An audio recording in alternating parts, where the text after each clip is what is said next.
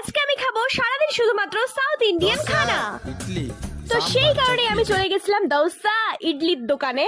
তো সেখান থেকে প্রথমে নিয়ে নিলাম আমি ইডলি প্ল্যাটার, লোভ সামলাতে না পেরে টেস্ট করে নিলাম একটু সাম্বার। আচ্ছা তোমরা সত্যি কথা বলো তো, তোমাদেরও ইডলি ভাপা পিঠার ভাই লাগে কি লাগে? আগে ইডলিটা অনেক সফট ছিল, তাই সাম্বার আর দুটো চাটনির সাথে মিশিয়ে খেয়ে দেখলাম, ওহ পুরো মজা চলে এসছে খেয়ে। ইডলি তো খাওয়া শেষ, এখন দেখি নেক্সটে কি খাওয়া যায়। তো তারপর সেই একই দোকান থেকে আমি নিয়ে নিলাম বড়া, দুটো বড়া দিয়েছিল, আমার থেকে নিয়ে এসেছিল 40 টাকা। এটা দেখতে অনেকটা ডোনাটের মতো। এটা আমি প্রথমবার ট্রাই করছিলাম আর এটা খেতে আমার ভীষণ ভীষণ ভীষণ বাজে লেগেছে। পরে চাটনি দিয়েও ট্রাই করলাম, কিন্তু কোনো টেস্টের হেরফের হয়নি, খুবই জঘন্য। এটা খেয়ে মুডটার 12টা বাজানোর পর আমি চলে গেছিলাম দোসা খেতে। তো দোসাটাকে ছিঁড়ে দেখো অনেকটা আলু ভেতরে, তার মধ্যে দুটো চাটনি মিশিয়ে এখন দিয়ে দিলাম মুখে, টপাস করে ঢুকিয়ে দিলাম মুখের ভেতর। এটা খাওয়ার পর পুরো হেভেনলি ফিল হচ্ছিল। আর এটা আমি খেয়েছিলাম হাতি মোড়ের সাইডে। তোমরা কোথা থেকে দেখছো কমেন্টে জানিও, আর সাবস্ক্রাইব না করা থাকলে করে দাও।